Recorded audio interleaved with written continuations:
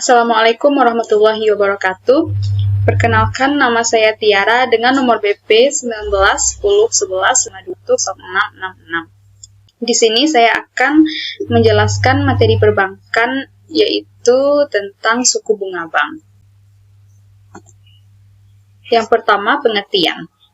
Suku bunga bank adalah balas jasa yang diberikan bank kepada nasabah yang membeli atau menjual produknya. Bunga juga dapat diartikan sebagai harga yang harus dibayarkan oleh bank kepada nasabah dan harga yang harus dibayar oleh nasabah kepada bank. Bunga bank bisa dibedakan ke dalam dua jenis, yaitu bunga simpanan dan bunga pinjaman. Bunga simpanan adalah balas jasa dari bank kepada nasabah atas jasa nasabah menyimpan uangnya di bank. Sedangkan bunga pinjaman adalah balas jasa yang ditetapkan bank kepada peminjam atas pinjaman yang didapatkannya. Yang kedua, fungsi dari suku bunga. Yang pertama, suku bunga dapat mendorong arus investasi yang akan sangat bermanfaat bagi pertumbuhan ekonomi. Yang kedua, suku bunga menjadi daya tarik bagi investor untuk menginvestasikan uangnya. Yang ketiga, suku bunga dapat menjadi alat kebijakan pemerintahan untuk meningkatkan jumlah tabungan dan investasi. Yang keempat, suku bunga bisa digunakan untuk meningkatkan produksi dan mengontrol tingkat inflasi. 5 jenis suku bunga. Yang pertama yaitu suku bunga tetap. Suku bunga tetap adalah suku bunga yang bersifat tetap dan tidak berubah sampai jangka waktu atau sampai dengan tanggal jatuh tempo. Contohnya adalah bunga KPR, rumah murah atau rumah bersubsidi yang menerapkan suku bunga tetap.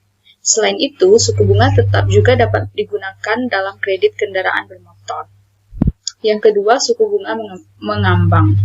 Suku bunga mengambang adalah suku bunga yang selalu berubah mengikuti suku bunga di pasaran. Jika suku bunga di pasaran naik, maka suku bunganya juga ikut naik. Begitupun sebaliknya. Contohnya adalah suku bunga KPR untuk periode tertentu. Misalnya, untuk 2 tahun pertama diberlakukan suku bunga tetap, namun periode selanjutnya menggunakan suku bunga mengambang.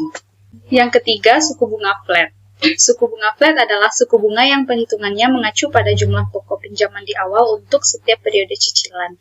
Rumus perhitungannya adalah sebagai berikut, yaitu bunga per bulan sama dengan P dikali I dikali T dibagi JB. Dengan keterangan, P adalah pokok pinjaman awal, I adalah suku bunga per tahun, T adalah jumlah tahun jangka waktu kredit, dan JB adalah jumlah bulan dalam jangka waktu kredit.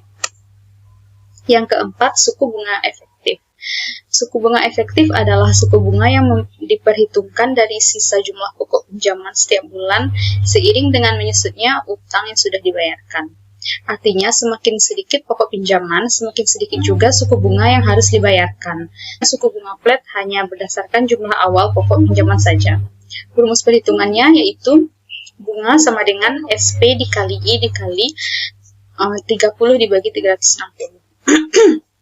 Dengan keterangan, SP adalah saldo pokok pinjaman bulan sebelumnya, I adalah suku bunga per tahun, 30 itu merupakan jumlah hari dalam 1 bulan, dan 360 jumlah hari dalam 1 tahun. Yang kelima, suku bunga anuitas. Metode ini mengatur jumlah angsuran pokok ditambah dengan angsuran bunga yang dibayar agar sama setiap bulannya. Dalam perhitungan anuitas, porsi bunga pada masa awal sangat besar, sedangkan porsi angsuran pokok sangat kecil. Sistem bunga anuitas ini biasanya diterapkan untuk pinjaman jangka panjang, semisal KPR atau kredit investasi. Rumus perhitungan bunga sama dengan metode efektif, yaitu bunga dikali SP dikali I kali 300 dibagi 360. Total angsuran atau disingkat dengan TA sama dengan angsuran pokok ditambah angsuran bunga. Selanjutnya, jenis suku bunga bank pada produk simpanan. Yang pertama, suku bunga simpanan tabungan.